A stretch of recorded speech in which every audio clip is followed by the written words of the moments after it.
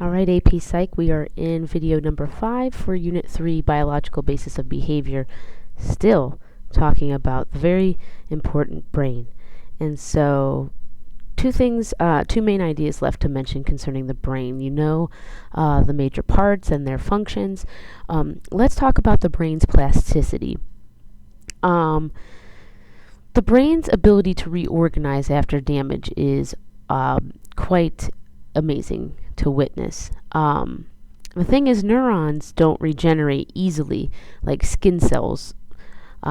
We know from recent research that deep in the brain tissue we have seen neurogenesis occur, and that those new baby neurons migrate out into the cortices where they are needed.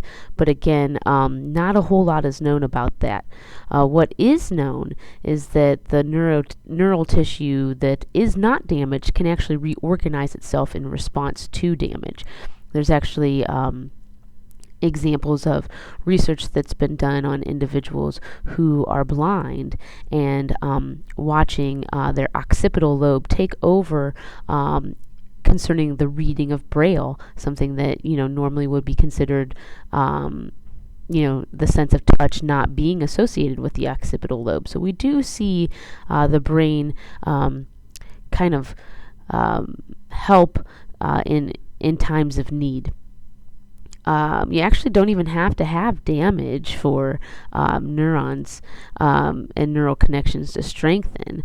There's been examples of research where athletes have done mental practice and can actually, we can see changes in the motor cortex. And so, again, we used to think that neurogenesis was not possible. Recent research is starting to uncover that might be the case, but again, it doesn't regenerate nearly as fast as other types of cells in the body, and so we have to rely on reorganization of the undamaged areas to take over certain tasks. And the little girl there in the picture, it's actually a 6-year-old. There's an MRI of her brain. She actually had to undergo a hemispherectomy, the removal of, you can see a portion of one of her hemispheres, as a result of life-threatening seizures.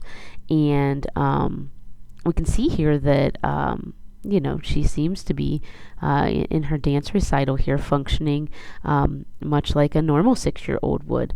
And part of the success of the brain's plasticity in her case had to do with what's called constraint-induced therapy, which means that we can rewire brain functioning by restraining fully functioning areas such as limbs, and force the person to use the bad, so to speak, limb. And so in the case of her hemisphere being removed, as you might remember from your reading, the crossover point in the brainstem means that opposite hemisphere controls opposite side of the body. And so with some constraint-induced therapy, she was actually able to get her hemisphere and what was left of the other hemisphere to do the job of both hemispheres. And so that's quite an amazing feat. One of the ways that we know so much about hemispheric specialization, or what the left brain does versus the right brain does, has to do with experiments where the brain has been split.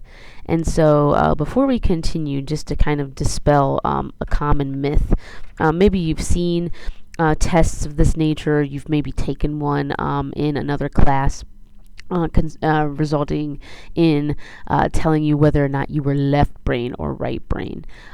Those are fun to do, but I want AP Psych students to keep in mind that we are whole brain. Nobody exclusively uses one side over the other. And whether or not that reveals a preference as to your learning styles, I think that borders on more pop psychology, and that we can actually learn more about how you learn and learning styles by other types of psychological inventories that exist.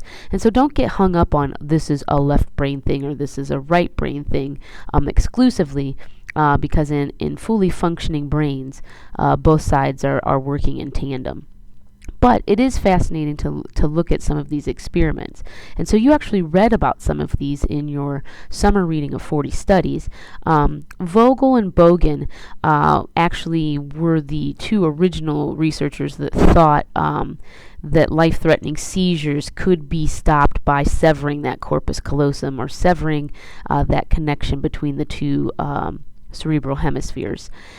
Their work is built on by Sperry and later Gazzaniga.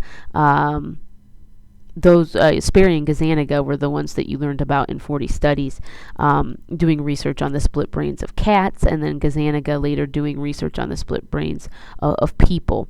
And so you can see the picture there on the right, kind of showing you, like, if a pencil is in the left visual field and an apple is in the right visual field, like where that information goes. We know from association areas that speech is primarily a left hemisphere task. And so, in this case, the person may be able to articulate in words that they had viewed the picture of the apple, but maybe not necessarily the view of the pencil, if we assume that their corpus callosum is severed. But in the case of many of us, since it's not, we would be able to verbalize either picture. So here's an example of a test that could be run on somebody that does have their corpus callosum severed. And so you can see here that we have the individual staring at the dot in the center of the screen. And you might remember some of these. These are, Gazzaniga is big on these tests. And so by staring at the center of the screen, the patient's going to be relying on their peripheral vision to view the letters that are flashed. And so the retinas of the eyes are fascinating.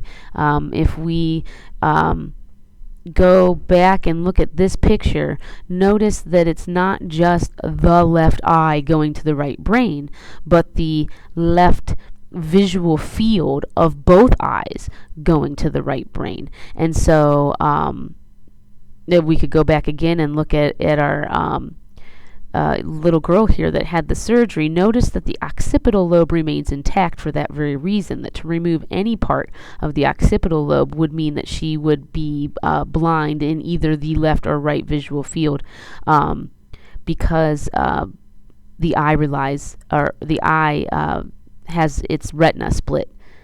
Okay, so we're back. And so the left visual field of both the left and right eye are going to send he to the right side of the brain. And the right visual fields of both the left and right eye are going to see the word art, and they are going to take that information to the, you guessed it, left hemisphere. So the two words separated by a dot are momentarily projected. If the question is posed to the patient, what word did you see? They are going to say art. They are going to see, they are going to say whatever it was their right visual field saw, because that information is going to the left hemisphere. And we know that association areas for language are located in the left hemisphere. Now, if we ask them to point with their left hand the word that they saw, they are going to point to the word he, in that is an exclusively right-brained activity, right? Correct? In that we are using the left hand, which is controlled by the right hemisphere, to point to the word that the right hemisphere saw. And so you can see there the person doing that task when prompted. All right, so we have some videos to watch and some examples to do on split brain research in class. Come to class with any questions you may have on hemispheric specialization. Thank you for listening.